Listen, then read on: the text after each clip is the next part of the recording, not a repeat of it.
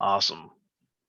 All right, so cool. I've never done anything like this before, so I don't know if I'm supposed to be like, like making the introductions or what. But anyways, obviously, I think everybody in my channel and community knows who you are. So, but why don't you just introduce yourself and tell us a little bit about, and we'll get started. I got some questions for you that some people sent me, and just kind of have some fun. Hey y'all, I'm TCA Gaming. I've worked with Adam pretty closely over this past year. You know, he's been one of the success stories that have really come out of Patreon. I mean, he's really done his own thing. But I mean, you started out basically at zero, right, with PokeCharles, and then you've ramped it up to a full-on business. November of 19 was my first invoice was $280, and we did 100,000 in sales each of the past 4 months each month. Yes, I mean you're going pretty fast. You know, it took me forever to get up to that kind of sales, several years. Well, I mean that, and that is thanks to you and the contacts. You know, Rusty was, yeah, it's actually funny. Just last night, I was looking on TikTok that there's this guy that has a pretty good following, and he doesn't help people or give any information. He just keeps everything to himself. And I just thought, if Rusty had done that, I wouldn't be anywhere near where we're at. And I mean, he shared his contact information and his contacts and gave him a heads up. And I mean, luckily we got in probably 4 months before everything really went south in regards to not being able to have new accounts set up in regards to it'd be tough now. distributors. Yeah, absolutely. Absolutely. So you did have a storefront at one time, right? Yes, I did. Okay, so and you're based in North Carolina? That's right. Okay, so now how do you operate? What do you sell? What's your specialty? Well, I mean, right now, I mean, I'm still doing the vintage stuff, but I do a lot of the newer stuff as well. Probably before, a lot of the PSA started slowing down, I was doing a lot of raw cards, probably 2 years ago and before, but it really transitioned more into the PSA cards and sealed product just as a way to add on to the numbers to keep volume high. But really, all my margin comes from the vintage stuff. So if let's say I buy a PSA card from you, or let's just a booster box or anything, walk us through kind of, I put my order in via your eBay is your main source, correct? Your eBay store, that's your go-to? Yeah, for the stuff that I ship and handle, eBay is going to be most everything. The only thing that I do through my personal website are like the vintage pack openings, or if you want to have them shipped sealed. But even those I double list on eBay as well. Cool. And you do 5 videos a week at what, 11 a.m. so noon your time every day on YouTube? Yeah, it should be one video a day at noon. Right now, while I can keep up, if I ever catch up on videos, it'll probably go back to 3 or 5 or whatever it is. But right now, I've had so many people wanting pack openings, I've had to do a video every single day for the past couple of months. Unreal. And I've noticed that you've really started, you had mentioned that, a year or so ago that you didn't really look at YouTube as a main source of, Right. And now, I mean, what you got probably 60,000 subscribers now? Right. I mean, that's unbelievable. I mean, and it's naturally just grown by your constant videos, but also your knowledge. I think that, I mean, obviously, everybody in my community considers you to probably be the top guy, but I mean, you got to be in the top 5 of just overall knowledge of Pokemon. I mean, wouldn't you say, out there in general? Man, who knows? I'm telling you, there's some really sharp people out there that make these crazy lists. I think the thing is maybe overall, like widespread knowledge, possibly, but I'm gonna tell you now, there's probably somebody in every single category of Pokemon that's smarter than me. It's just I've bought and sold so many things for over a decade that I've got a decent knowledge in just about every section of Pokemon. My weak spot is probably going to be like the more rare promos on the Japanese side. Why? But Hey, it happens. Yeah, just checking in on the kitty. Oh, But there you go. But going back to the revenue stuff, eBay, has a lot of my sales, but I've been doing a lot more through my website. There's different ways that, I've added on types of revenue as we go. Like Troll and Toad is a big source now. I have most of my raw card inventory is sitting there, and it's just kind of like a constant sale type deal, but it's stuff that I would never get to. But I mean, you can add up money through, like Patreon does some. It's not, huge, but I just recently added YouTube memberships. You've got advertising through YouTube. You've got advertising through eBay, advertising through Amazon. I mean, the TCA 5 link that takes the coupon from Troll and Toad. I mean, that's a big revenue source. Like, I didn't expect that one to be so big, but it actually outdoes YouTube and Patreon and a few other places altogether. And it's the easiest one to post. Like, I think just having different medias like YouTube and Instagram and different places where you can just connect with the community, it all starts to compact on each other. And it makes it a lot easier to work and collect, so you don't have to worry so much about paying off that debt, or moving into having to sell stuff that you don't want to sell because the market isn't right for it. And like right now, I mean, it's tough to sell some things in this market if you recently bought within the past 3 to 6 months. Well, that's a pretty good transition into what's your overall feeling on kind of the market right now. Let's just say if I'm an average Joe and I wanted to, like, for instance, right now, if I hadn't done anything with Pokemon, and Charles and Harrison are 8 and 6, and I want to get them started in Pokemon, I can't go to a Walmart or to a Target or to a Walgreens. In my town, there's nothing. We don't even have a local store. Like, what's your feeling on these? I guess just what's going on with the Walmarts and Targets and all this. Like, what do you see kind of happening here in the future? It really depends on how much product does end up getting printed out. Right now, I mean, there's a lot of prices that are cooling off, and it's not so much the newer product as it is, the older product. And it has a lot to do with how sellers like me right now, like, this is the first time that I've been sending out emails in a while, turning down collections, not even making offers on some of them, because my main source was PSA, constantly turning and burning that stuff. And then also, with the sealed product, it's been very limited. I can't constantly buy and sell that kind of stuff. So the amount of funds that I've had has still been kind of limited because I can't sell but so much. Like, my sales are still up from last year, but they're on the trend down. So I believe that, when you take out a lot of the people who are buying and selling in the market, you're also going to see a cool down, and you're going to see people trying to panic sell. So right now, it would be really tough if somebody's coming straight into the market to buy in on the new stuff, because one, they can't really get in with the distributor.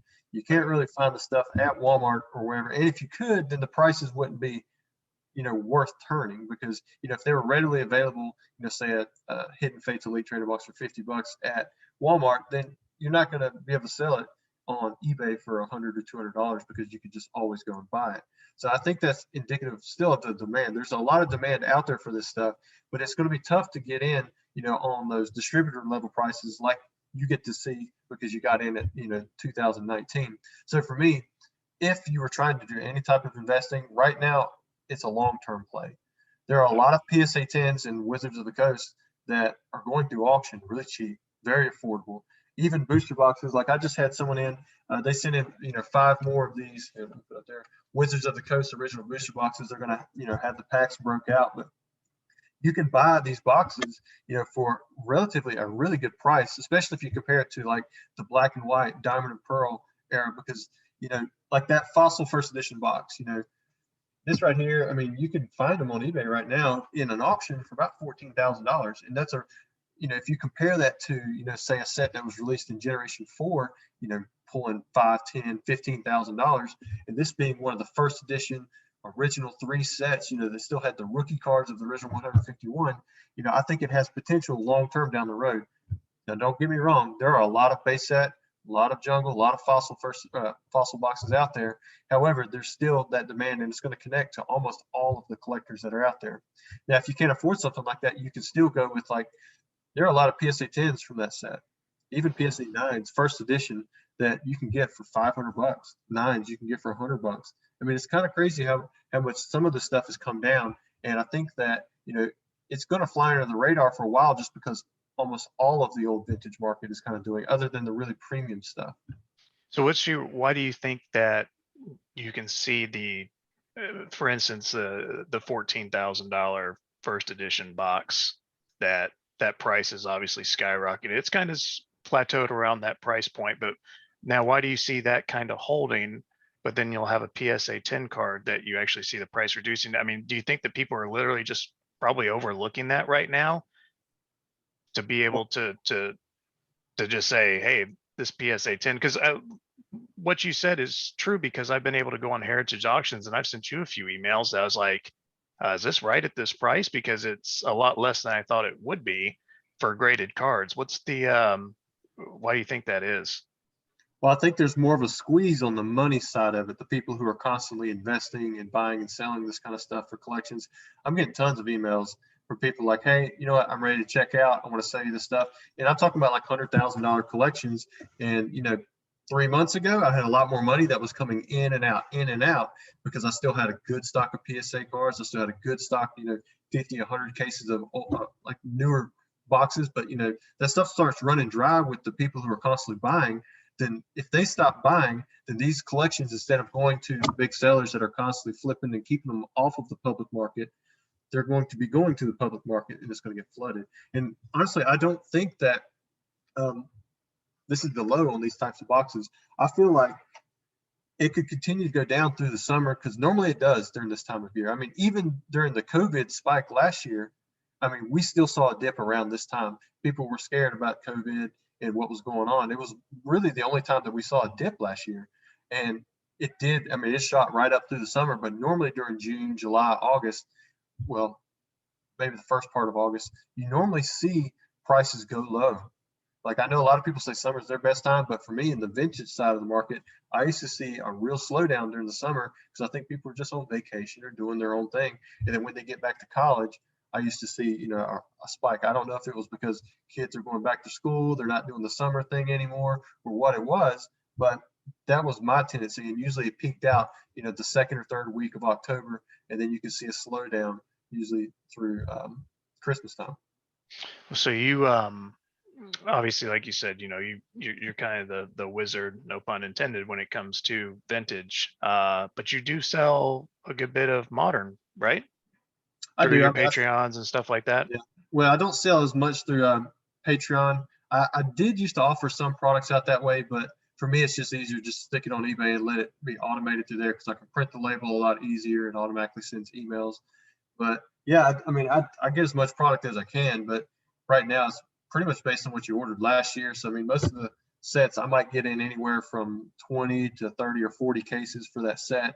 And if I want more, I'm probably not going to get, much beyond that point, because I think a lot of the distributors, they're pretty much allocating those who are loyal to them based off of the orders, on last year, because that's really all that they can do. Product is just completely, in demand right now. Everything's sold out. I'm sure you've tried, getting more stuff from Matt Allen. He's just like, we might give you these 3 boxes this week. Yeah. They're going to be a little bit higher price, but until a reprint comes in and we get a massive wave, it's probably not going to happen. Well, and 2 questions with that, and then we'll get into some questions that I got sent. But personally, I I had talked to you about maybe getting a contact with Japanese to kind of pivot there. Yeah. And I noticed that there's this guy who he kind of started. It's quite funny, actually. He's almost identical to us personally when he started in 2019, but he started with Japanese instead of going English.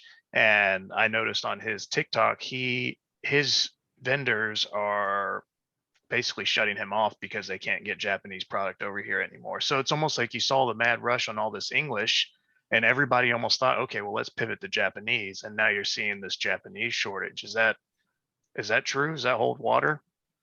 For me, I've actually tested a little bit into the Japanese stuff, not much, but like recently I went and just bought it off eBay, because the people that I knew that might have connections, they told me that it was like nearly impossible. It takes years and years. And then even still, like, the Japanese company does not want to sell to America. Like, they want to keep the product over there, so much so that they're like having the people that they sell to, like their distributors, provide actual sales receipts and invoices for the stuff that they're selling to make sure that they're not selling it to America. Wow. So for me, it's been easier just to buy it off of eBay because you don't have to go through all this extra hassle.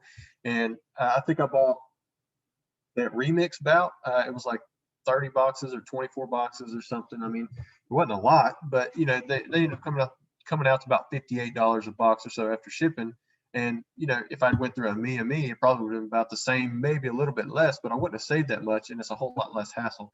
The only good thing about buying direct from a place like a me or these other websites is that when you do, you're going to get it, you know, closer to the release date. You don't have to wait until it gets to somebody who can sell it to America. Wow, unreal. Well, what's your thoughts on evolutions and what that's done, and your kind of, what do you see happening with evolutions in particular? XY Well, evolution, sorry. honestly, it made sense to me why some of the prices went up. To me, I don't think that the Charizard Hollow should be as expensive as it is. You know, 5-6K, to me, that seems, you know, really high compared to a lot of stuff that you can get for that price. However, I mean, I think the market almost speaks for itself on evolutions. I mean, this set was printed into the ground. I mean, you're talking about 4 years of printing, and as soon as it stopped and everyone realized it was done, you know, for good, at least we think it's done for good. I mean, the prices, I mean, it's 10x. And you saw the same thing with the cards. And I've also noticed I've actually got a couple bulk orders back in sitting on a table in front of me to my left. A lot of the cards that would normally be easy 10s, I'm finding you're getting eights, just random 8s and 9s from PSA. So I don't know if PSA has shifted again with their quality control with how they're grading this stuff. But I mean, the Charizard Hollow, I mean, that's the main card. I mean, that's the chase one. I mean, it's super tough to get in a 10. And I would almost say that now it's near impossible to get a staff PSA 10 graded because most of the staffs, those staff cards, they come loose in those boxes. So they probably already got damaged. I've gotten, when I had my shop open, I used to get staff cards on the pre-release stuff, and I had them to where they're actually bent inside of those boxes. So I would say that there are going to be very few, if any more, of those staff Charizards that get entered into the pop unless people just got them at release, sleeved them, put them in a binder, put them away, and then just didn't look at them. To me, that's the fact that the price of that card was only marginally more expensive than the Charizard you could get from the pack, and that there are literally thousands and thousands of them graded. To me, I think the staff Charizard was completely underrated for the evolution set, being a PSA 10, especially. I mean, it's just so tough to get. But other cards in the set, I mean, the reverse hollows, the regular hollows, I mean, they do have there is that chase for the 10. I mean, it's not a guaranteed thing. Even back then, you know, when PSA was grading in the 2 million search, you know, whatever the meme is about that kind of stuff, it wasn't easy. And now I think it's just there's an added layer of, you know, being tough. You know, you're not going to just submit these cards, buy them for $1, and then get that automatic 10. And then on top of that, you have to factor in the fact that PSA has shut down bulk. Whether or not they actually open it back up in 3 months, that's up in the air. And whether or not they keep the same price is up in the air. Right now, to submit any card, you're going to spend $300. I mean, that's just the fact of the way it is right now. So who knows what it's going to be, even if they catch up, you know, 3 months or 2.5 months from now. So I think there is a lot of PSA cards that's going to be coming back. So that's one thing that's going to affect the market. But you've also got this shift in the price and the availability of PSA 10s and you know, being able to grade this stuff. Because I know personally, I was submitting literally thousands of cards every week. Yep. We've got about 40,000 cards sitting in PSA right now. Wow. Who knows when they're going to come back? I mean, who knows what grades I'm going to get? I mean, I just got back one return that had over $1,000 in upcharges. Where in reality, it could have been a whole lot worse. One of those cards was actually a PSA 10 Charizard from Evolutions, but they only upcharged it to like a $24.99 value or something like that. And they could have went way higher if they wanted to. Unreal. Well, you mentioned staffed cards. Is it true that there's not going to be staff cards going forward? That's what I heard, but I haven't actually looked into that myself. So if I could say, yeah, based on what I've heard, but I don't actually know. I haven't talked to Pokemon myself. I still get emails every now and then as an organizer, but to be honest, I don't even read them half the time anymore because I don't technically have a league anymore. I got you. Well, let me hold on. Let me take a peek at some of these questions I got sent here and see. Now, here's one. Rusty, what's your favorite baseball team? I don't watch baseball. I'm sorry, but it's boring for me. I didn't even like playing baseball. I'm more of a ultimate frisbee basketball, running around constantly doing something kind of guy. Sorry, Yeah, man. this is, hey, no, all good. Let's see. Who's your favorite Pokemon? I mean, Charizard's always been, part of my business, but I'd probably say Bulbasaur. I've always liked, the cards the artworks that come in like Gym Heroes or Gym Challenge, the Expedition Bulbasaurs. I remember having a base set Bulbasaur when I was a kid. I bought it for 50 cents and just looking at it. I just like the green and the way the color worked with it. Plus, it's the first Pokemon in the Pokédex. Um, I've never really selected like an exact favorite Pokemon, but the one that sticks out the most for me is probably Bulbasaur. I can see that. That's a good one. Let's see. So here, okay. Here's an interesting, he says, hi, I'm Patrick G. I'm a fan of both of you. I have two questions with three parts for you both. Here goes. With rising taxes on income and sales, do you think a new hobby tax will be pushed on domestic and international TCG sales? I'll let you answer that. I haven't put any thought into it, but it wouldn't surprise me. I mean, there's always people pushing taxes one way or the other, but I don't think I'm going to be able to sway that decision in any Sure. direction. So, If money is raised from taxes on TCG hobbies, how will states compete? How will states compete? Implement the regulations and spend the tax money? Oh boy, these are, I well, don't know. I hope that if, taxes are specifically raised on hobby collectibles categories, that kind of stuff, that for the most part, when I'm selling through eBay takes care of it. They already collect and remit taxes, as it is now. When I sell in Troll and Toad, it doesn't really matter. The only thing I would have to factor in is when I sell direct through my website, and that's not a ton of sales. So for me, I would just hope that they would take care of it. And as for how they spend it, the government's probably just going to spend it however they want. Yep. Now, so breaking from his question, I wanted to ask, so eBay obviously finally seems like they kind of took a stance in regards to giving the buyer, the seller, a little bit more protection in regards to trading cards. I just looked at personally what I went through, and I even came to you with a couple of situations. I mean, from what I do or what I used to do on eBay compared to what you do is probably like 1% of what you used to do. Do you spend a lot of time having to deal with people trying to scam you and cheat you during all this stuff that's gone on these past couple months? Or since you're such a high-end seller, your eBay pretty much believes everything that you say? I mean, how's that work? Okay, so I used to deal with it quite a bit, but that was more so when I had raw singles that I sold all the time, because I would send them untracked. And, when a buyer doesn't have a tracking number, they automatically assume the worst. I'm sure you've gotten this. There's some buyers who believe they should have received the card 2 days before they bought it. I mean, they'll just start flipping out as soon as you don't respond to them and ship it, while you're asleep and they bought it that night. It just happens that way sometimes. And the more I realize, as I went through selling these things to different buyers, that it was always going to be the lower end buyers that really gave me the most trouble. So I do get people who scam me, from time to time, but it's a whole lot less now that I deal with more of the high end stuff, because everything I ship now has tracking. But before, I was dealing with literally 200 orders in the morning where I was shipping the majority of that stuff. Was 99 cents or $2 or $3. My average sales order come out to about $10. But you could have one order that's worth $1,000. It would shift 100 orders that were worth $1 up to that $10 mark. And for me, it was really frustrating, always trying to ship out the next day. I actually set my handling time to 5 days, because eBay would say, if I had it set to 1, 2, or 3 business days for handling time, they would always say fast and free guaranteed delivery within 3 days. And I would call in, I would raise Cain about it. I'm like, look, first class postage is 2 to 9 business days. I have a 3 business day handling time. Why are you telling them that it's going to deliver on a Saturday when they just bought it on Wednesday? Yeah. Like, it doesn't even make sense. It's not even supposed to ship until the following Monday. And, they're like, oh, I see this bug. I see how it's an issue. They'd say they report it. And literally for 5 to 6 years, nothing was ever done. So eventually, I just did away with raw singles altogether. I send all my stuff to Troll and Toad now. They deal with all the buyers. I don't have to deal with the customer service part of it at all on that end. And now with the higher end stuff, I do occasionally get customers with issues, but for the most part, the tracking does take care of it, and it does give them some sense of security. Now, with the part where you're talking about eBay believing me as a bigger seller, more so now that I'm a contracted seller, they do.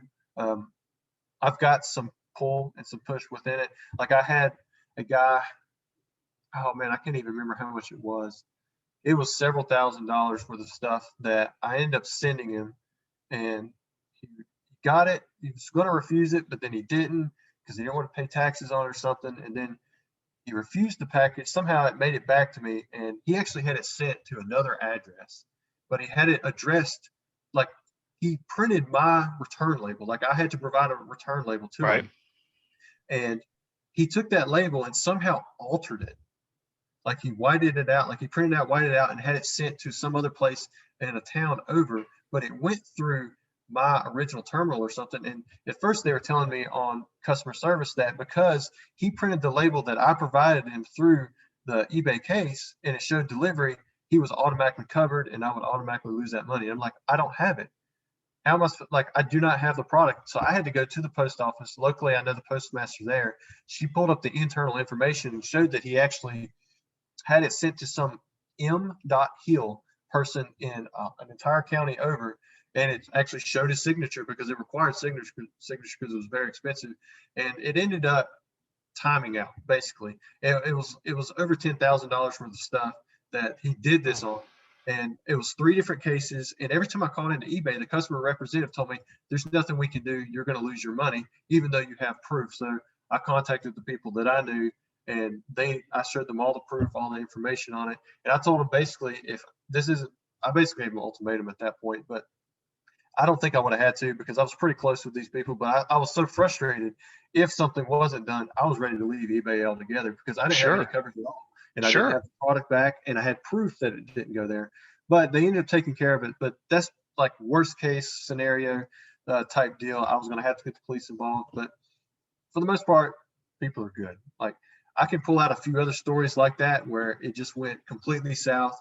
The people who were scamming me knew how to work the system and have it sent somewhere else. I've had people send stuff to a KFC PO box at my PO box place that I have it located. So it showed that it was signed for and delivered at my zip code at the post office, but it went to KFC. And luckily, I knew the people that were there.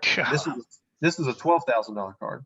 And luckily, I knew the postmaster there. She actually drove down there and got it back from KFC for me. And they ended up sending back a box of like these. It was like Christian help book needs or something like need books or something like that. It was for a $12,000 card. So I mean, if I didn't know them and they wouldn't have been willing to go retrieve the box that they already signed off and deliver to the person at KFC, then I would have lost out $12,000. I mean, it's kind of crazy how those kind of things come up because there's some really sharp scammers out there. But like I said, for the most part, I don't deal with that a whole lot. I know that was a really long answer, but it's something that I've had to put a lot of thought into myself. Absolutely. Because, at times it's really not worth it to have to deal with that kind of stuff. If you can prevent, like if you know that something's going to start bad, it's usually going to end bad too. So just go ahead and just nip it in the bud, block the buyer, don't deal with them. Yep. Now, so with that being said, obviously, I'm sure everybody saw the first edition base boxes being opened by Logan Paul, and of course yours was in there. Are there deals that are big enough now to where people come to you, or you go fly out to people, or not really? I've had people come to me several times before. I don't like to meet too much, but Yep. I've never actually flown to anybody. Logan, he offered to fly me out, but it just wasn't going to work out timing wise, especially with my 3 kids and how everything was just timing up. So I ended up taking a risk and shipping that, with about, I think it's 50,000 the max insurance for UPS, but I did like the overnight early AM. So I was literally dropping that off at UPS 8 p.m. and it was landing in California at 9 a.m. So, I mean, it was in the mail for the minimum amount of time. But, if it worked out, yeah, I would fly out for something like that. But honestly, I've never even flown. So I've had people come to me and we've done really big deals before, just met them, locally. Normally I only do that if I really want, the items that they're trying to Sure. sell. But otherwise, usually shipping's the easiest way because it's quicker. You can get it there and be done with it. And then I'll just wire them the money. Yeah, no, that makes sense. Hold on, let me just browse through a couple of these questions here. Let's just pick one or two more and let's see. There's a good question here. Oh yeah, okay. So, obviously a personal situation, like stuff that I deal with is obviously you're established out on eBay. You're at that upper echelon to where people know that they're going to get exactly what they see from you. And of course, that took years to build up that relationship and rapport out there in the community. So obviously, personally, we've done a good job of doing that. But with that being said, you have all these people out here now that say, oh, prices have to be at MSRP. Yeah, this is ridiculous that this Shining Fates ETB came out and it's $100. Like that's ridiculous.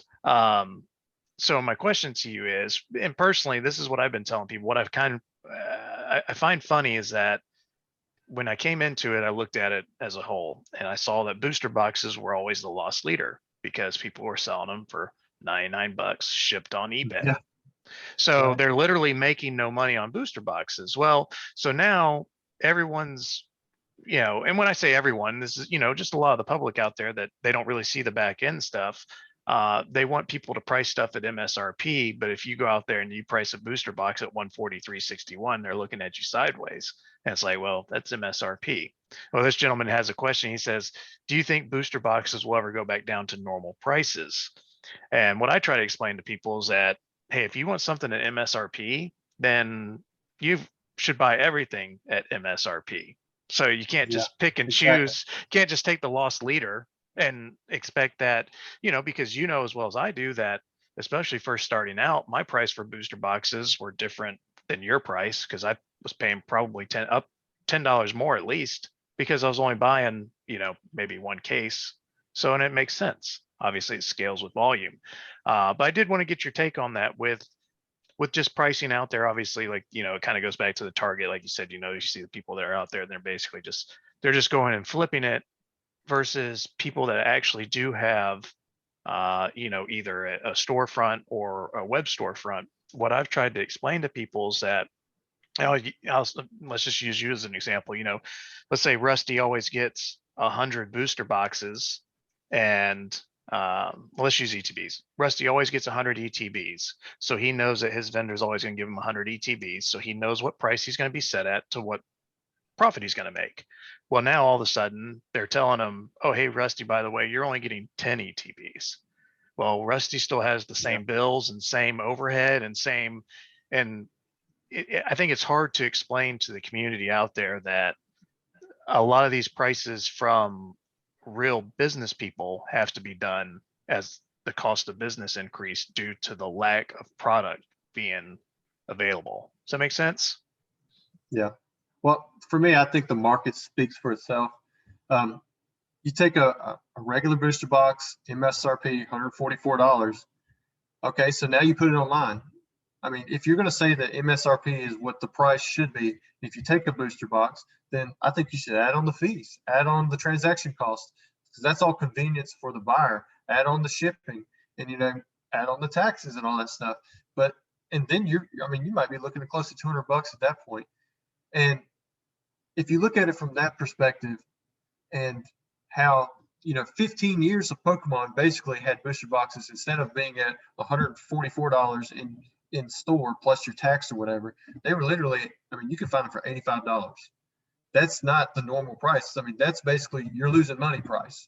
So that's why nobody touched the stuff. And the reason sellers are trying to get in and buy booster boxes now is because they know that there's actually a little bit of a margin that they can make off of it. But say you buy a Hidden Fates Elite Trainer box and you want to sell it for the MSRP of $50 or something like that. The distributors are still going to be charging more now for that kind of stuff because they know that it's more in demand. Like I'll give you guys, one price. Regular elite trainers, I've gotten as low as $22, from distributors. I pay 23 generally now. And a regular elite trainer retails for 40 bucks. Say I sell it on eBay for $40, and the normal person is going to have, anywhere between 12 and 15% in transaction costs. Then you've got another possibly $10 in shipping, especially if it's going across country and it's 3 pounds. I mean, it could be even more than that if you're going to try to protect it. I mean, you're already cutting down all of your margins. So you're risking $40 or more for a couple dollars profit. So there's literally no margin. And the thing is, it's not like everything sells out completely. If everything sold in a perfect world all the time for MSRP, then yeah, maybe you'd be able to keep the MSRP price thing for everything. But you have sets like Rebel Clash where people bought in their 10 cases to help support Pokemon and to support their business, and they lost out.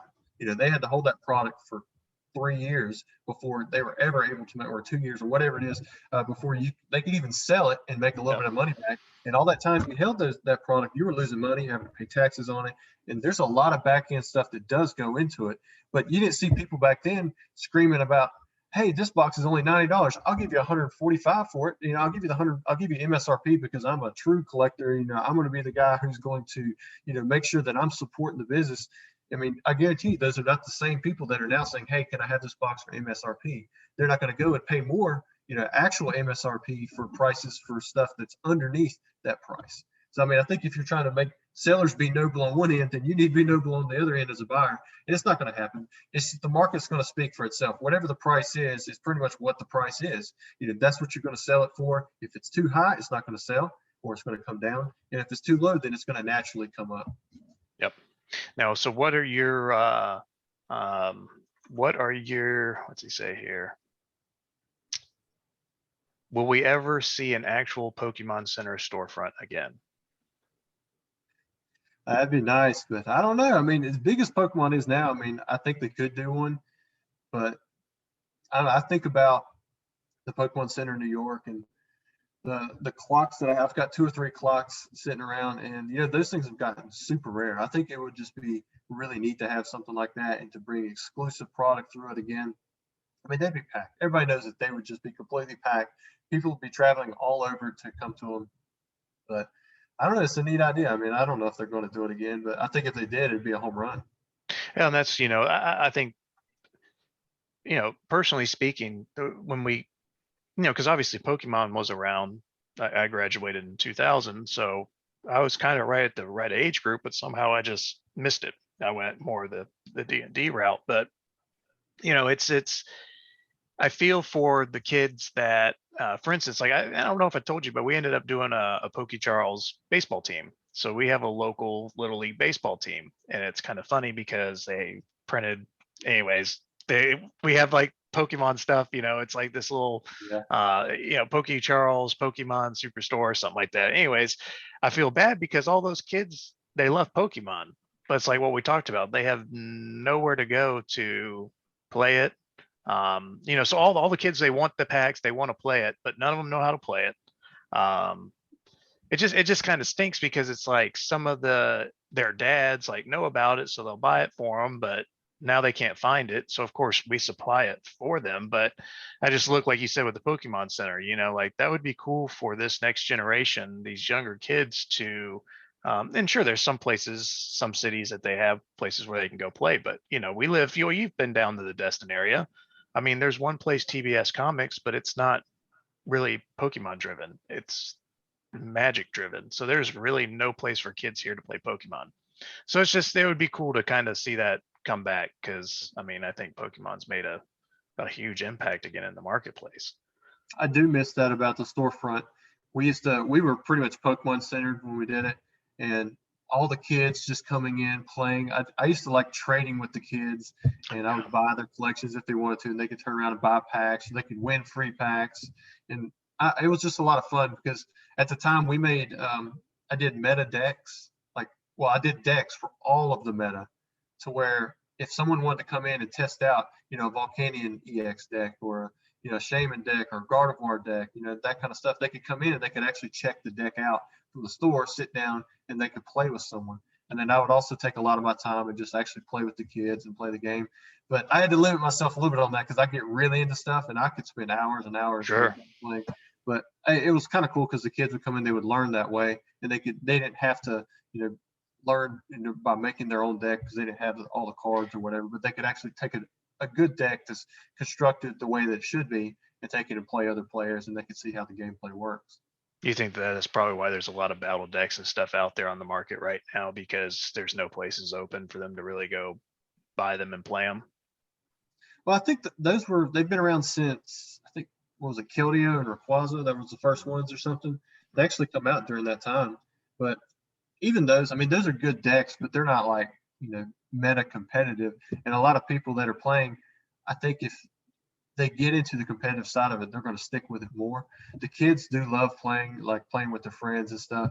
But really, I mean, if you wanted to, I mean, you could take like the code cards, and the PTCGO is a good way to go if you want to like learn the basics of the gameplay and try to run with it, because it's a lot cheaper too. Right now, codes are super cheap, and even a lot of places will just give them to you for free.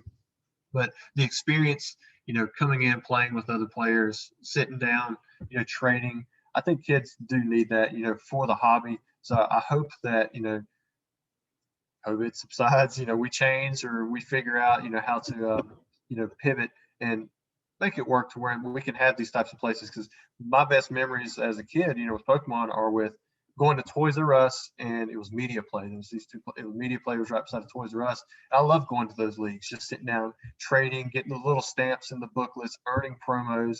When we first opened our shop, we didn't qualify for a Pokemon store because I was called the Charizard Authority, and they had a lot of issues with that. And so before I got it took like 11 months for them to finally tell me that's why I wasn't getting approved for a league. But at the time, they weren't getting any promos, so I would actually take stacks of promos and I would hand them out. And I actually had the old league booklets, and I would let them stamp in there. Because I had all this extra supplies from a league that I bought out from, but it was basically a huge one back in the 1990s or late 1999 and then early 2000s. And so we had all this extra stuff, and it was like an old league. But I just don't know if they can get that now, because even when Pokemon, like we did get approved for a league, all they did was send out, a stack of promos. I mean, it wasn't anything like cool that you could engage and they have them coming back. And I think that's where Magic does a better job with the players than Pokemon does, because they still have that engagement and they send out different things and challenges and stuff that are rewards that you can have. This kind of talks about, I guess, maybe kind of like the supply chain and logistic issues that we may be seeing. But he says also, this is not a question, but it is a question. It says also, this is not a question, but how do you feel about Pokemon taking on the printing process themselves? I think that they are financially capable of taking the responsibility of printing cards themselves. This way, they can control the quality of the cards that are being sent out. Sometimes I don't think it's as much about the being financially capable of doing it as it is just the logistics of how fast they can get it done and not having to worry about it themselves. Because anytime you take on an entire sector that you don't have within your business, I mean, it's good if you keep everything in house. I mean, but a lot of times it's better just to contract stuff out. Like, I know how to, for example, I know how to build, a deck, and I know how to, I could probably almost build an entire house kind of like this shop. But for me, it's smarter to focus on, doing Pokemon stuff. So if I had another deck or I had another build to build, it'd just be better off for me to pay for someone else's time and let them do that work. And I can spend my time more usefully focusing on the things that are higher margins. So for them, yeah, they might end up saving some money by doing it, or by, making the print quality a little bit better. But how much more demand could they have if the print quality is better? I mean, it's already, through the roof. So I don't think it's affecting the demand, the quality of the cards itself. But maybe they would save a little bit in cost, but I don't think it would be worth it for all the time that they would have to put into finding a facility, sourcing all of the materials, hiring the workers, the space, the taxes, everything that goes with it. I mean, it's a lot that you have to take in. And I'm sure if it got to the point where you'd save a lot of money and it made sense, Pokemon would do it. To be where they're at, I mean, they've got a lot of smart people working in their company. I agree with that. Let's see, just one or two more here. What's your, I think I know the answer to this one for you, but what's your favorite card in your personal collection? I don't I was know. gonna say it's that Lugia, right?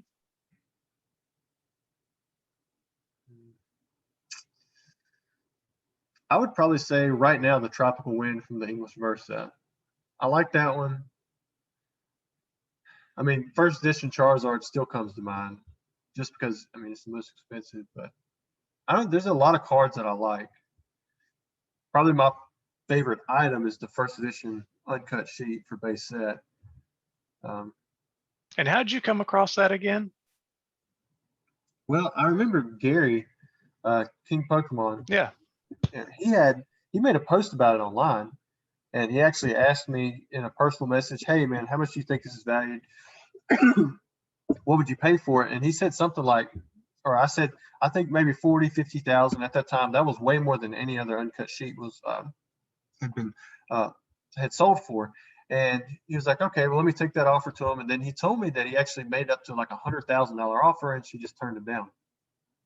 You know, I thought that was the end of it. I thought that maybe he ended up buying it because we didn't talk about it anymore. And next thing I know, I get a random email from this person saying, "Hey, I have this sheet. What do you think it's worth?" And I said, "Well, if you wanted to sell to me, I would pay, this amount." And she's like, "All right, well, let me think on it." And next thing I know, she's like, "All right, I would do it." We had to discuss, go back and forth the timeline of, the money and different details of shipping and that kind of stuff. And I had to take a lot of responsibility on my end, but it just ended up falling into my lap really. And now I've got it. And I ended up buying some other stuff from her too. And it was a really lucky, once in a lifetime probably type deal, because I've seen the other first edition uncut sheet and it's pretty sun faded, and this one is not sun faded at all. So I'm happy that I've actually added that to my uncut sheet collection. There's several other base set sheets that I've missed out on, like the Cosmos. I had that one secured up. The guy was supposed to invoice me, and next thing I know, he sold it to someone else like 5 seconds later. Then I saw it go in it was Heritage or somewhere like that. It ended up going for like $116,000 or 98,000 plus the buyer premium. It was something like that. And then I think there's a shadowless sheet that's coming up too, or might have already ended. I don't know, and it's probably going to go for about 100 grand as well. I So sold you, I sold oh, my good. shadowless sheet for $15,000 before all this stuff exploded. And I wish I could buy it back now. But Well, that's it's funny that you mentioned that, because I mean you literally are I mean, who would you say the DFW Pokemon guys seem to be making some pretty good moves in the market. So and you're a big guy. Who's some of the other big players in the market? Obviously, King, Gary, but who are some of the big players in the market that would be kind of on your level? oh well, I mean, there's plenty of people bigger than me. Trust me. I'm just public with a lot of the stuff that I have. I mean, Scott. I mean, Yep. SM Pratt. He's got all kinds of trophies and stuff. And there's another guy. I mean, I've seen several people on Instagram. I didn't even know who they were. And next thing I know, they're posting all these crazy trophies and things that I've never seen. I mean, this who was it? Marco Pokemon Mafia or something like that. He's got all kinds of crazy stuff in there. Because like I've never even seen an illustrator, in person, and you've got all these people are doing these trades here and there, and I've never even seen one myself. So I mean, you might think that I'm up there, but I think it's just because a lot of my stuff is public. You know, Yep. I would say that I might not even be in the top 50. For the top collectors that are out there. I have a wide variety. I think that's where my collection might stand out because I've got the uncut sheets. I'm not sure, who would have more of those or like more of a variety of uncut sheets, but I mean, I've got the booster boxes and I've got a lot of things that you can readily find on the market. I mean, I have very few like really niche items. Like I've got the legendary collection test proofs. They're hanging on my wall up to the left. I mean, I've only seen those, the one time that I bought them, but really I'm looking around and a lot of stuff that I have. I mean, you could probably find if you had the money. Whereas there's a lot of other collectors who have stuff that even if you had the money, you couldn't find it. Well, it's like you said, you've just got the variety, I think, just over the years. I mean, you've really kind of dabbed into everything. I mean, probably be safe to say you've got every single booster box. Is there Except any that you're first missing? edition now. Well, yeah. Yeah. Sold that one. Well, that was the second one that you had, right? The first one didn't turn out to be what we thought it was, and that was your second one, right? You've had two of I've those. had four. I've had four total. One of them was fake. So the first one that I had, I opened up. It was from Collector's Cash. It's the video on my YouTube that has the most views. Yeah. And then the next, really, I had one before that. Like I already had one in hand. That was the fake one. That was the one that was scammed. And you got that at an event though, right? That one I got from a guy in Australia back in 2012. Okay. So it was 2012 or 2013. And the thing is, I'd done a lot of trading with this guy. Every time the stuff checked out, so he might not even have known himself. I was even in contact with him for a few years after that, buying and selling. So I blame more myself for not noticing the markers, earlier. And then the second box that I bought was technically that one from Collector's Cash that we opened up on YouTube. And then the third one was the one that PokeRev opened up on his YouTube, because I ended up getting two boxes, and then I sent that one to him because he actually let me have that box for my collection for 52,000. So I mean, it wasn't a lot, back then. Sure. It was a lot back then, but it's not a lot now. And because he gave me that one, I said, hey man, I got another box in. I got this one from a Wizards of the Coast representative. It was $65,000. That was the one that Logan Paul ended up getting. That's the one. So I sent the previous one back to PokeRev because he had did me a solid and let me have that other one to complete my collection, because technically he had won that one. I was the second highest bidder, and then we ended up splitting the profit. That's right. I remember that one. That's right. Yeah. And then people were complaining at the time. They're like, "You're going to make $90,000 off of this box." I mean, that's what it was selling for. And the cost, it ended up being about 65. So we split, we split that money. He ended up giving me a base set box that had shadowless packs inside that were short crimp, and about some money on top of that for my half. And then he took his other half, on the side where he bought the packs. But at the time, people were mad about that price. And then the next box that sold was Logan's for the 198,000, the one that he bought. And then after that, they're all 300,000 plus. Yeah. Now. Well, that's so, and I'm glad that you mentioned that with the short crimp and stuff. Like, so, there's obviously a lot more people in the hobby now, and there's people our age that obviously they've had successful careers and now they have the capital to spend. How do they know how? Myself personally, some of this older stuff, I don't know a lot about the Wizard of the Coast stuff. Obviously I have you as a resource, but if I'm just getting into it, I mean, how do they know what they're going to get is going to be legit? I mean, are there any go-to people that, I mean, it almost seems like there'd be a market for you to have some sort of consultation fee to say, hey, jump on a call with me and let me see your stuff and verify it. I mean, because like you said, there's markers, right? So for me, I get a lot of people asking me to verify that their booster box is legit. And to be honest with you, I don't ever take money for that because there's no way I'd want the liability. True. That's true. I don't know if you've seen it, but they've had boxes where they're actually printing these Wizard logos on them now. Before it was just base set, clear wrap, boxes that were basically in danger of being counterfeited. But now there are boxes that have the cellophane wrapped around it. It's got the Wizard logos on them, and they're turning out to be fake. Now there is a telltale marker with those, with the Wizard logos, but if they can get it that close, then they can adjust, what the issue is on those Wizard logos. The only reason I'm not saying it out completely publicly right here is because, if somebody sees it, I'm sure that these guys are already aware of it, but I don't want to give away any more tips. Sure. Yeah, no, absolutely. But the thing is, even myself, like, I'm pretty weary about even buying booster boxes. Like every time I get it, if I'm unsure, I go ahead and I open it up, because if you look at it, the value shouldn't decrease that much on a box, because it's valued for the contents. And for me, if I can open up a box and I can verify this legit and then seal it back with my own little signatures or something like that, and then I can stand behind my word when I go to sell it to someone else, I don't think it's going to lose value. The base first edition box didn't. In fact, mine was the one that got 350,000. If I understood the prices correctly from the 6 that he's shown and how he talked about them, those were all 325 to 337. Mine still actually brought a little bit more, even though it was the only one that was opened.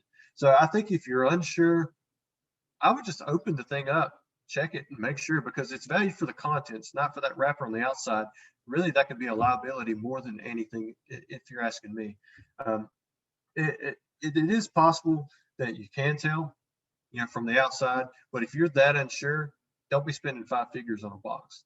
If I were you, I would just take an extra $1,000, $2,000, whatever it is, just that extra margin, and spend it with somebody that is that you can trust and that can verify that the product they're selling is legit. Because at that point, I mean, it's not worth the hassle of having to go through, get a police report, file it against them, prove that it was fake.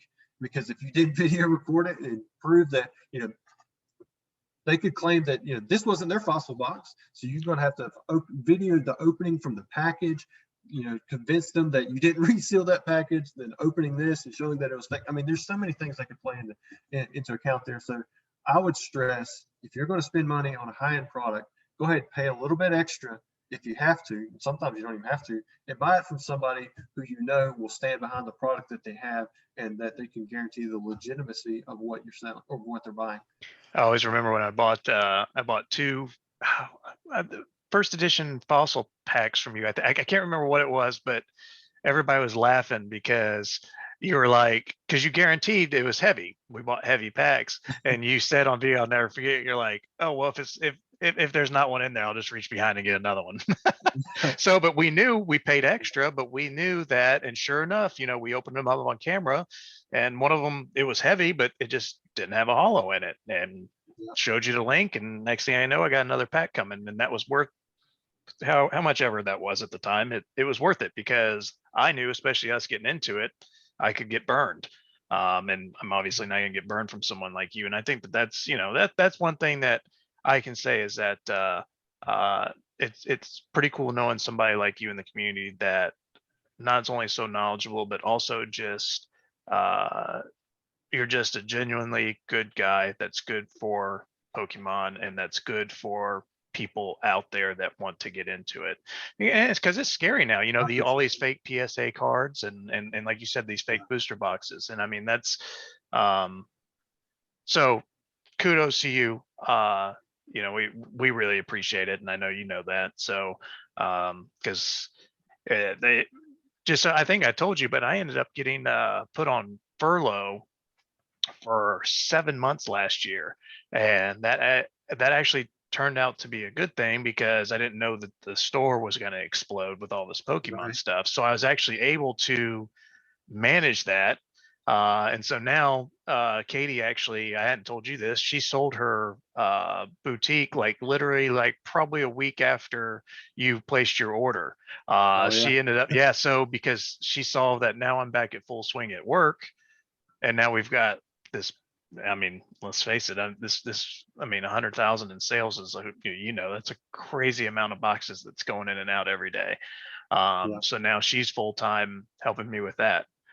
So it's been really cool. It's been really, really cool. And I think that, one of the things that I've always respected about you is that I can only imagine how busy you are.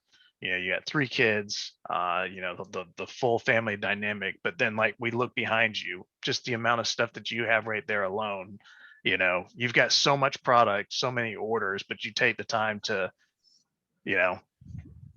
These were all set to go to PSA.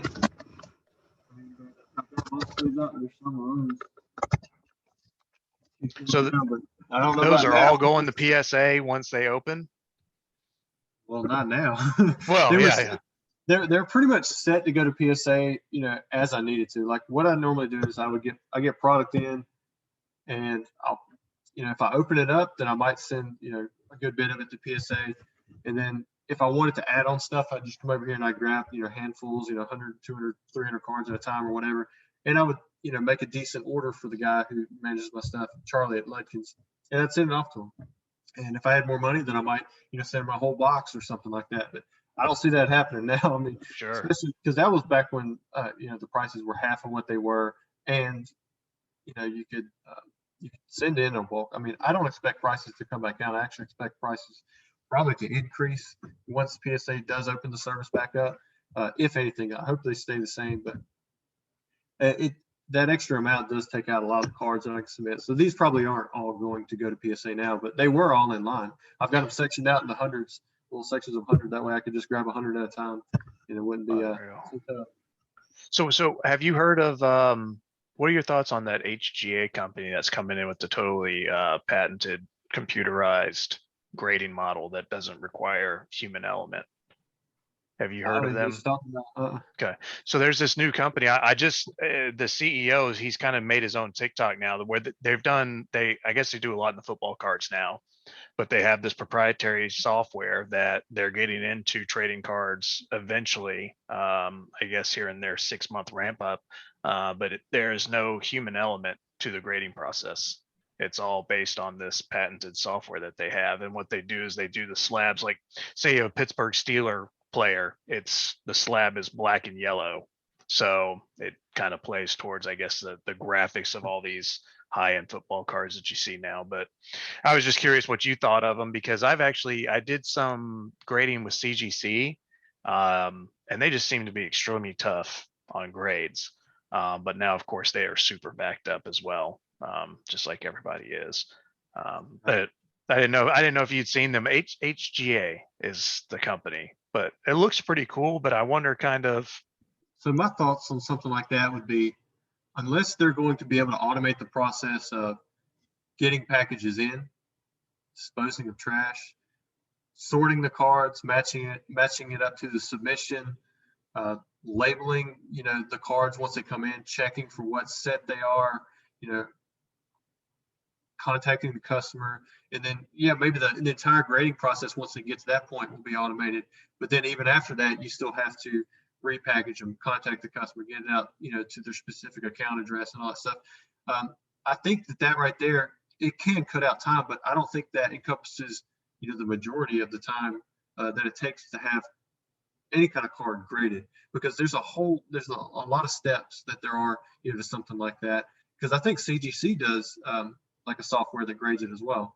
It takes like 3 seconds to grade a card, and then they just have a human quickly check it, and then it gets pushed on. So I mean, that sounds really good, like, oh, it's going to be all machines, but I don't think it can be all machines, because it's only the grading part that, from what I'm hearing, that you're talking about there, and all the other steps that would take, honestly, probably the majority of the time anyways, is probably still going to have to be hand picked, hand sorted, labeled, checked within the system, looked up, verified, authenticated, that kind of stuff. Does that make sense? Yeah. Oh yeah. Well, no, and it's funny that you say it, because once you start talking of how many different sets are out there, how many different versions of a set is out there, Japanese, Korean, et cetera, et cetera. Do you do anything besides Pokemon, or you're strictly all Pokemon? I do a little bit of Magic, and I do Okay. some Yu-Gi-Oh as well. Magic. Because I saw you had those cards. I didn't know if you actively. I do some. I mean, it's not like it's nowhere near Pokemon level. Sure. But Magic, I collect the alpha, and that's about it. And then with Yu-Gi-Oh, I've got a first edition sheet for LOB for there, and I've got first edition boxes. But I also have a first edition PSA 10 set. And then outside of that, I do have the other sets, and I kind of collect the PSA 10s here and there, but I don't really go past Magician's Force. It's really like the original core sets for Yu-Gi-Oh. And then, like I said, for Magic, it's just alpha, and that's it. And so your main source now, social media, you do just as much on Instagram as YouTube, or what's kind of your main social media? YouTube is still the big one, because you can link everything easily down in the description. You can advertise different ways. Instagram, to be honest, I'm surprised at how fast I've gained followers on there. Like, it's already at half of what the YouTube is, and it's only like 2 years old. Mhm. But I mean, I don't know. I like Instagram, but it's a really tough to use business platform. Like, the links don't work. A lot of times, if you get like a post and you're trying to read one of the notifications, it'll automatically glitch you back to the top. They just recently, I mean, only in the past 6 months, or maybe a little bit longer, have they got a computer desktop, compatible version. Right. So for the longest time, I didn't even use it. I was like, I have to be on my phone looking at this little screen. I go to try to paste in my tags and it like glitches to the top Yeah. of the page. And like, man, this thing is, I mean, it's so user Yeah. non-friendly. Like it's supposed to be the most up-to-date thing, but still it's nowhere near like as user-friendly as email, which is good for everything. So I like IG in the fact that kids love it. People use it all the time. It has a good way of displaying pictures and keeping it simple. But I don't think that it generates as much revenue as YouTube by any means. And I don't even really use Facebook at all anymore. To me, Yeah, I've no, yeah, I've made a that's few deals on there, but I've got like 2,000 likes, in 15 years or something like that. I mean, it's just crazy. basically, yeah, Facebook seems to be an afterthought almost in regards to now. I'm with you on that. Are you gonna see we're gonna see a TCA gaming TikTok? I don't know. My wife says we should make one because we do some. I don't know. I'm a bit of a different person off the camera. I don't know. I'm kind of spazzy, but I'm introverted in a way too. I don't know. I hear you. I like working with my hands outside. I love playing basketball, but and I love playing with my kids. Like, man, I, I'm that guy that if you go to like a birthday party, you have all the adults hanging out together, and then I'm over there running around like a little monkey with the kids, having fun with them. Yep, I just love me it. So, too. Me I don't too. know. I've thought about doing a TikTok, but I don't know if I want to have a whole nother thing that I have to manage and email or like log into and figure out all the passwords. And I feel like it would just be a time suck for me right now, just because I'm always so busy with the different, directions that I take everything. Well, so you're obviously this is your business. How many hours a week do you think that you put into it? Because I mean, a lot of stuff now you've got all your stuff organized. You've done all Yeah. the legwork. Um, I mean, now you're really just maintaining that. Maintaining, that's a poor word, but it no, just I you've get it. got everything organized to where you can go to shelf 1A. You're not having to dig through boxes anymore. You're completely automated almost, right? Yeah, right now, it's actually not as bad as you would think. I try to be off it every day at 5. Yep. And the reason I set that so that I have time with my family, take care of the animals, and if I need to work outside, do stuff like that, I do that. Um, Most days I'm over here working at about between 6:30 and 7:30, and then I'll be honest, I've got probably an hour or two during each day that I'm not working, where I'm eating lunch, or I'm taking care of the kids, or running around doing stuff. So I mean, if you factor in the fact that I probably take about a day's worth off between Monday and Saturday, I would say it'd be close to a regular 40-hour week now. Now, in the beginning, man, I would put in 15-hour days, just doing as much as I can, listing every card, selling 4 energy cards for 99 cents, and then paying for the stamp and all that stuff, basically making no money. But it took a while to get to that point to where now Troll and Toad takes care of all the long single card stuff. eBay orders don't really take me that long. Like I go through the morning and I go through questions, and I try to knock out every question that I can within the hour, and then I get into shipments, and the way I've got the labels built in, honestly, it don't take me about 30 minutes to get all the orders together with their labels. And then my wife, she'll come in and she'll package them, and it usually take her about 30 minutes to package them. And then after that, I'm back to working YouTube or Instagram, or figuring out taxes, or a lot of the stuff that I do now. It isn't so much, hey, I need to list 50 cards. It's I got to take care of all the back end and the emailing people and answering questions. And the questions that take the most are probably the ones people asking about their PSA submissions. Where are they at? So and I totally get it. I'm trying not to be rude in any way. Yeah. So I get in there, I look up their email, I look up the order that I have it on, find their cards, figure out what stage it's on, then I email them back. And if any of you who are watching this have submitted through me, I appreciate your business. But it does take a long time, and that's why I did away with it. Because it gotten to the point where I didn't enjoy it. So I'm at that point in my career with this stuff that I realize if I don't enjoy something, I probably need to pivot to something else. And that way, this is a long-term play, and it's not something that I'm going to get burnt out on, and I end up quitting the hobby or just trying to get rid of everything altogether. Because if I can keep it enjoyable, then I feel like I'm going to be in it for the long term, and that's the best for all the collectibles that I have. You don't have to sell everything at once, or sell out because you just don't feel like doing it anymore. Because if you're doing this as a career, I mean, you got to look at the 10, the 20, the 30 year, not just, hey, when can I sell this in the next week? Right.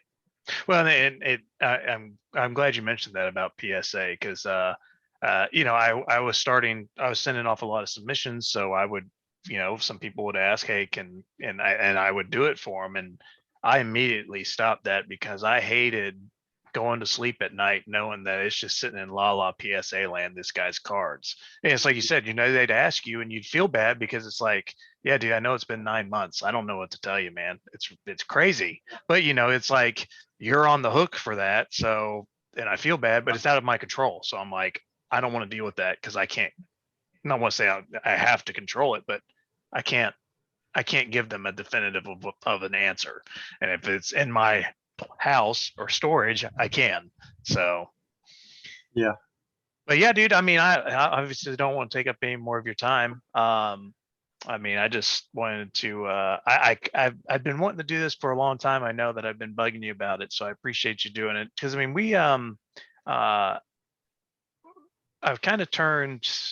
We never really got partnered on YouTube because right when we hit our 1,000 subs and our 4,000 hours, we started breaking, and now I do a lot of live streams. And I guess I really like the live streams to interact, but I guess they don't count towards the hours or whatever. So, but we've been doing a lot of live streams, and I kind of want to go back to doing because Charles wants to do videos again. So I kind of want to go back to doing videos, but then also doing the live streams.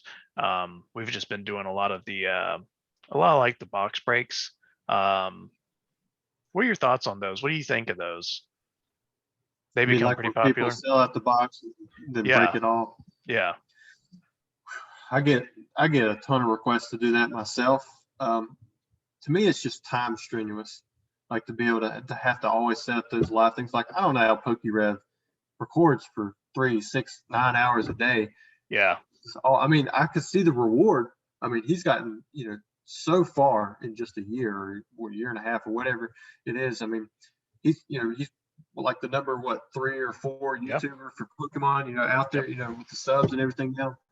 And it's just kind of crazy to see, you know, there is a lot of reward for it, but I think you got to have the time. And, you know, if you get that following and you're really engaged like he is, and you got a good personality, I think it can, you know, it can definitely go somewhere. I remember I was in one of his live streams and I was just watching. It was like every 2 seconds, you know, he had another member, you know, joining in. And you do that for 6 hours, you know, for a day, and then do it every day for, you know, 5 days a week or something. I mean, it would really add up. Even if YouTube's taking, you know, 40% of whatever the revenue is, I mean, I can see how it would pay for itself. And you can really create a platform where you can, you know, basically sell as much product as that you can get in. Um, and I think it's a good way to engage with the hobby, especially if you have people in there that can moderate the chat and talk with them. I like doing the premieres myself because it's almost like a live type feel, but I can personally be in there talking with them.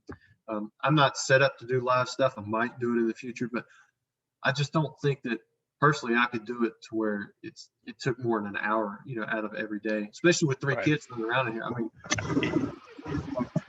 Right. I mean, they Yep. can go forward. Oh yeah. Stuff about every day, but Yep. I mean, my wife come over here. I've got a kitten in my bathroom. I mean, that's what's going on right now. There's a Yep. cat over there, you know, tearing it up, and my kids, you know, just run back and forth. And really, I don't even see them close near as much as my wife does. I mean, she's always around. Sure. When my baby boy comes over here, John, he's so loud, and I love spending time with him, but I got to give her a break too sometimes. What's is there kid number 4 coming or is 3 No, I think 3? we're done for now. Yep. She had 3 C-sections, so we didn't really want to risk it after that. We thought about adopting, but you know, right now we're waiting until it's a good point in our life. Like right now, John's still 1, the kids are Sure. 4 and 6. So, but yeah, we want to adopt, but right now it's just it's not yet set, you know, that we're going to do that. Yeah, that's you get your hands full because I know with 2 boys, yeah, I just they're crazy, but loving the death. But you know, it's like you said, you know, it's work and then family time. And now that we're into the baseball, you know, Harrison goes to a church group, so it's like we're splitting time with his church group. And Charles used to do church group, now he's baseball, so it's like we have to be at 4 places at once all of a sudden, you know? Yeah. So, but I mean, hey, that takes up all my time before I know it's time to go to bed. So I'm cool with that, I guess. So, but I just find myself going to bed a lot earlier than usual. So, but awesome, man. Well, I appreciate you spending the time with us. And obviously, I'm just gonna I'll send you this link if you want to put it up on yours. You're more than welcome to. But I'll throw it up on. I'll let you know when we throw it up on the YouTube channel. And appreciate it as always, man. But I'm sure hopefully I'll be bugging you here soon. I'm looking to. I think I want to buy. I want to buy a box for myself to have because, like, you know, like I say, I opened this and got the Storefront Charizard out of it and sent it to PSA. And that was 11 months ago. And I finally got the notification yesterday that it's in stage 4 of 8. So I learned that was my first submission and I submitted it bulk. So now I've learned my lesson, of course, but you know, almost a year later, it's finally coming back. But What do you think you're gonna buy? I don't know. You know, what do you think would be a good buy now? What do you think would be a good one? To me, I think jungle is really low for what you can get out of it. Like if you're thinking long term, like you might possibly open it in the future because you still have. Oh, I'll definitely be opening in the future. Yes. Yeah. I think jungle first edition's a decent bet because it's only a little bit more expensive than fossil right now. You're talking about the second set, really the oldest attainable first edition Watsu set. Because I mean, base first editions, just kind of like in its own tier. Then you got jungle next, and you've got Pikachu, Meowth, Jigglypuff, Eevee. You got 4 really good commons that are decently easy to grade PSA 10 that will hold their value and almost pay for the entire pack, if not more. You've also got Butterfree, which is a pretty good, uncommon. You've got very expensive holographics, if you get these in really nice shape. I mean, Vaporeon, Kangaskhan, Wigglytuff, Jolteon. You got a lot of cards that are popular and that people, associate with. And then on top of that, you've got a chance at some pretty cool errors. I'm an error guy. Yeah. So, I mean, you could pull the Venonat line error. You could pull the Butterfree D first edition error. You could pull the big one, the first edition Pikachu Ivy, the promo one. You could also pull what is it, the scratch pincer error, and there might even be some more, but I can think of those right off the top of my head. I'm so glad that you, because I wanted to ask you that myself. Who like the errors. We got a bunch of CGC cards back that were errors, Ancient Muse. Where's a good place to check for overall errors? Who keeps a good track of error cards in Pokemon? Well, there used to be an error card guide, an eBay guide. I don't know if you were on eBay when they used to do those.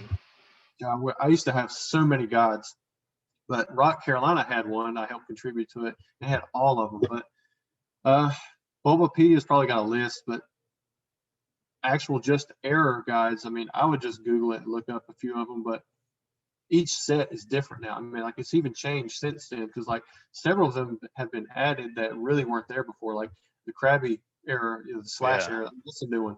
The Beedrill with the defending. I mean, everybody thought that was a myth, and then all of a sudden, there it is. Everybody is real, so everybody's scrambling to try to find that one. And I don't know if there is a solid list that has all of them, but if you go to like Bulbapedia is always going to be a good place. If you wanted to look up each individual set, like you could go and look at base set there, and it's probably got pretty much all the information that you would need there. And there's going to be some random ones that may not be verified that they wouldn't have put in there, but usually they've got all the big ones that people know about and that have been verified to have been shown up multiple times in different collections. So, and you're not obviously if you look at that first edition box that you had, that was what last year, maybe $7,000, and now it's 15, and more are being opened, less are being found out there. 15 grand's a good buy. If you could get a jungle first edition box for 15 grand, I think that's a pretty fair buy for the market right now. I think the last few I saw were going around 16, and really I think the market's trending down a little bit right now. So I don't think that you're gonna have to scramble too hard. What I do is for one of my daily searches, I have any Pokemon box that's going through auction that's valued over $1,000, I get an email about that. All you got to do is hit that little heart, save search, and then you get an email about it every day. So I check out anytime a box comes through that's for $1,000, in auction, I'll get an email about it in the morning. And I just look at them, and if it's already overpriced, like say it started out, at 18,000, I just don't even watch it. But Sure. if you got one that's just going through a no reserve auction, check it out. Maybe go put a bid in on Gixon. Keep an eye on it. Yep. And Yep. then next thing you know, you might get an email that you want it. I mean, I wanted Jim Heroes first edition box for 14,000 or something like that, and I thought that was a really good buy. 'Cause, I mean, Wow. to me, I mean, it's still it's a lot more rare than the jungle and the Yeah. fossil box. It doesn't have as good of pulls, but it's still a tough box to find. So I mean, I thought that was a decent buy. I was going to set it back. And Yeah. if you just do that and you constantly search for stuff, you'd be surprised at what you would turn up with, in the long run for your collection. Well, it's like you said, I think a lot of people may just think that like, oh, everything's so expensive, I'm not even gonna look. And it's like you said, now all of a sudden you can snag a good deal. Cause I think everybody just thinks that they're, oh, I can't look at that box because I'll never be able to get it. And if everybody says that, now all of a sudden you can get a good deal. Yeah. Cool. Awesome, man. I appreciate it very much. But yeah, I would say probably 75% of my base probably watches you. I'm sure a lot of them came over from you. So it's it's cool how the communities all kind of intertwined. I mean, it's really cool, and it's safe to bring kids into, I mean, I feel comfortable letting Charles and Harrison do YouTube videos for Pokemon, because I mean, there's all this stuff out there, but I mean, it's nice to be able to go into a live chat or a live YouTube. And I think there was one time that we had one guy that said something negative out of hundreds of hours. I mean, so that's pretty cool, and I mean, we've had up to 50, 60, 70 people on at once, I mean, it's not groundbreaking, but that's still solid numbers. And to be able just to have all those multiple conversations within the chat itself, everybody's talking to everybody, oh, hey, let's trade this, let's trade that. It's pretty cool. So, thank you for what you've done for us. And, really appreciate that very much. And thanks for spending the time today. Yeah, I enjoyed it. And I'm sure I'll be talking to you soon. All right, man. All right, dude. Talk to you later, man. Appreciate it. See ya. See ya.